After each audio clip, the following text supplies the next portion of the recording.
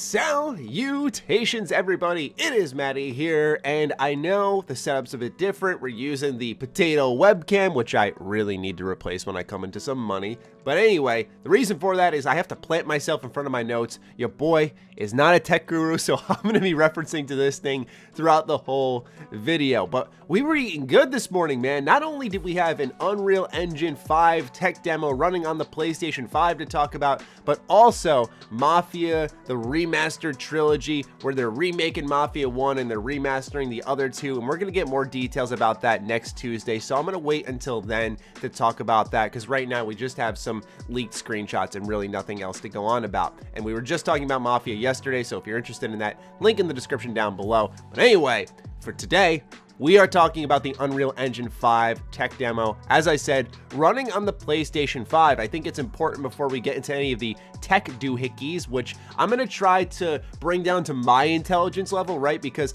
I have the general descriptions of them, but I want to make them easier to understand, because I know not everyone is an expert on tech, or they're like me and they're trying to learn some of the inner workings of games and how they're made and some of the terminology for that, but it's very hard to understand. So I'm not going to come off like I'm an expert. I'm just going to read what was spoken to me through the video and try to translate them into, like I said, something a little more easier to digest. But point being is, what I want to start off addressing is this actual gameplay? Well, according to this interview that Jeff Keighley was hosting for the Summer Games Fest, this indeed was running on a PlayStation 5 and in real time. This was not pre-rendered, which is a very important aspect to know.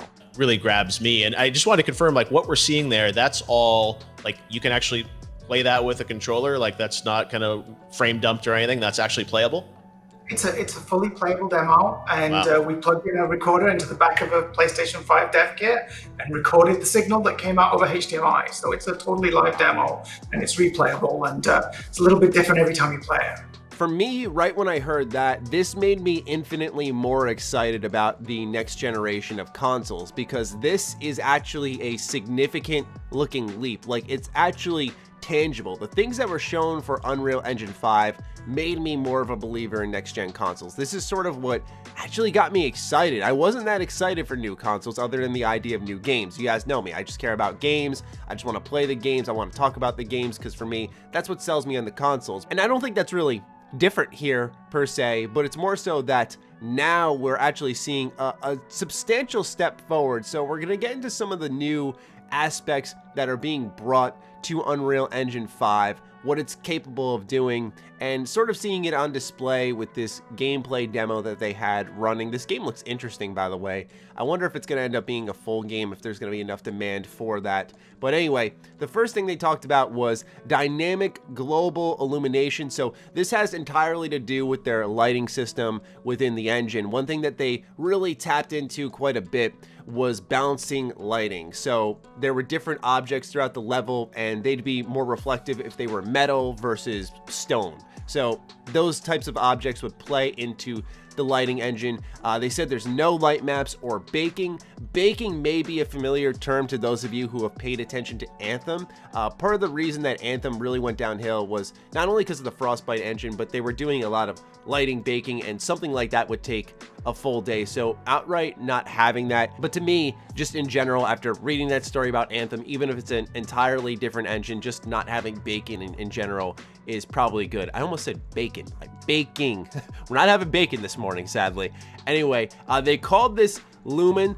They said this system also reacts to changes in geometry, which we saw later in the demo. We saw part of the ceiling fall through, and lighting in the entire level completely changed. We also see this when a big area above opens up, and we can start to see how the room fills in with light, and the shadows start dynamically changing as well. So this lighting system in general is impressive to me, and the reason why it's important to highlight is because this allows for further immersion. A lot of the things you may have seen here may seem smaller, and I can understand that, like, why would I care about lighting? But all these serve to, in a very effective way, build up what the game is doing for the player. Visually, I thought this was the most apparent one, which is why I wanted to start off with it, but they also talk about the removing of concerns with poly counts, draw call, memory, and they want to use real film assets to put into the game engine so that it's the idea of making art, quote, just work. All of this just works. It's not, I'm not kidding. So yeah, they kind of channeled their inner Todd Howard here. They call this system Nanite, so it's pretty much as simple as it sounds. They are taking actual film assets that have already been created and you just drop them into the game and they're fully detailed. There's no need to compensate for them, dial them back, which is something that apparently was an issue with art in the past. So games have the potential with Unreal Engine 5 to look better than ever, which is also on display. Some of the architecture that we can see as this character scales the mountaintop and walks into what seems to be a tomb of some kind, we can really see just how powerful this new engine is.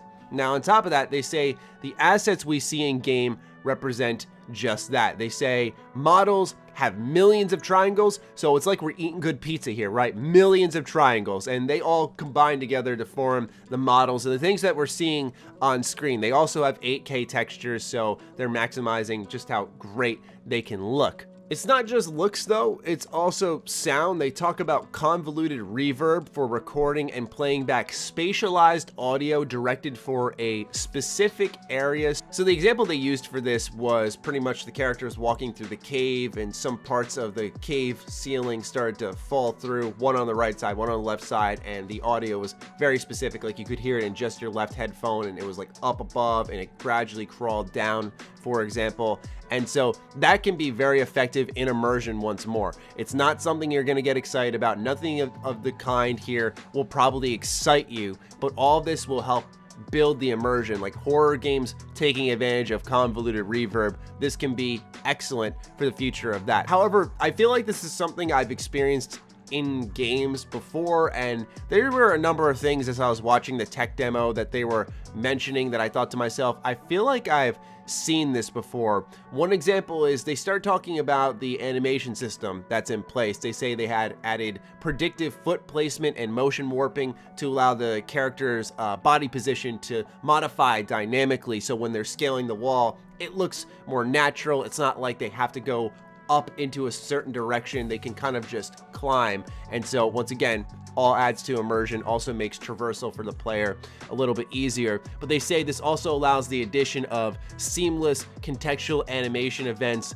like her hand touching the door as she walks in. And this is something that I think since even the first Uncharted, which was what, like 2006, 2007, that we've actually been seeing. Just, you know, Nathan Drake walking around the tomb and like touching the side of the walls as he walks in. And it even happens in just general gameplay when you're walking along and if you get too close to the wall, he puts his hand up. Little things like that made him feel more alive. So that's something that I saw that really stuck out to me as a familiar aspect that maybe was getting hyped up. Obviously, when you guys will probably go over to other channels that are more knowledgeable in tech, which, you know, I recommend with any type of information that you get multiple sources of input, they could probably explain it a little bit better. But anyway, they also talked about chaos physics. They said this helped accurately create the simulation of falling rocks and the cloth on her scarf. So physics just help with, once again, bringing the game to life, clothes flying in the wind. I always think of the NVIDIA tech demo I saw where they were showing off, I think it was Borderlands 2 on PC, and there was a setting you could apply for the physics for NVIDIA where it would help show the difference, where if you were looking at a fence and it had a cloth on it, in one version it was just stuck there, but in another version it was actually blowing in the wind naturally. So it's little things that create, I call it like activity in the environment. None of these things are gonna particularly stand out to you, but if you notice, they're all gonna culminate to make the game all that much better. So more triangle height. They boasted about 16 billion triangles in the statue room, and then they wrap up this tech demo with a very impressive flying section. What was neat about this is that she climbed up the whole tomb area, she walked through it all, and there didn't seem to be many loading screens, if at all. I think there was one instance where it seemed like, oh man, there is like an invisible loading screen, which felt weird, at least for a tech demo. But she scales the whole thing, goes through the entire tomb, opens up this big area, and then climbs and goes on this impressive flying section where man, it looked great. Like, she started dynamically running on walls, it seemed. It did not look like this was a thing that was set up in a cutscene. It looked like someone was actually controlling her.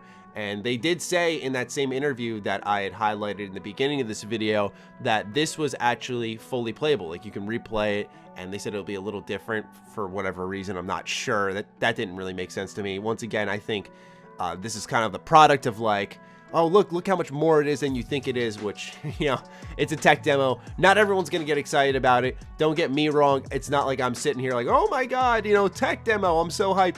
But it's some of the little things I saw in here that even for me, like even an idiot when it comes to tech who's trying to learn, I was impressed with what I saw. And I thought that maybe in this video, I could pass on why what we saw today I thought was pretty insane. Just, you know, graphically, of course, but also little things under the hood. Like I said, there were no loading screens through a lot of traversal, a lot of changes in the environment, and then a impressive gameplay section. That type of stuff really adds up and can keep you looped into the game, which is one of the key aspects moving forward. They talk about trying to remove loading screens. One of the things with that is, of course, the PlayStation 5 SSD. I saw that Sweeney had talked a bit about that. IGN had posted an article highlighting how there was a pretty substantial difference when it came to the SSD on the PS5, and then apparently it was years ahead of high-end PCs. And it's because of something that Mark Cerny had talked about in that snooze fest of a conference that Sony had, where they just highlighted the making of the PS5 and what was on the inside, which was informative but definitely not entertaining. One of the things that Mark Cerny highlighted was how much data it could take in at a time, and it's right next to the processor. So I think it was 5 gigabytes per second. I'll have it on screen, but I think it was like 5 gigabytes per second compared to the PS4, which did 50 to 100 megabytes per second. So there is like a substantial leap there, which can allow for the game to use a lot of memory quickly and kind of load things in and out since it's so close to the processor. So there is a lot to like here. A lot of it's under the hood, and I don't expect anyone to walk away from this like super hyped or anything, but this was our first look at PlayStation 5 gameplay, which is awesome. I mean, Microsoft, this is all it took, man. This is all it took. You just had to put 10 minutes of true next-gen gameplay together and market it as such, and look how much hype it created. And it was a tech demo. Usually people don't care about tech demos, but this one, they were smart with it. They didn't just pre-render it. They had it actually running in real time, which is exciting because the way they broke down the process of recording this gameplay, I got the same setup here at home, so I believe them when they described it the way they did. Anyway, that'll do it for me, ladies and gentlemen. Hopefully you found this video a bit more informative if you're of the lower echelon of intelligence when it comes to tech stuff. I'm here with you. I'm here with you, and I'm supporting you, and we'll learn together. We're gonna figure this out. But anyway, thank you guys so much for tuning in. I know this video was a little different. I like to be in front of the camera, more like uppity and exciting and entertaining, but this is more of an information driven video, kind of like, I don't want to say older Matty, but you know, it was just straight info. So anyway, I look forward to seeing what you guys think of this in the comments down below. Do fire away. Other than that, follow me on Twitter, follow me on Instagram. Those links are in the description down below. Big thank you to all of the patrons who continue to make such a huge difference in these crazy times, and I'll talk with you soon. Stay sexy, stay active. I love you all. Peace.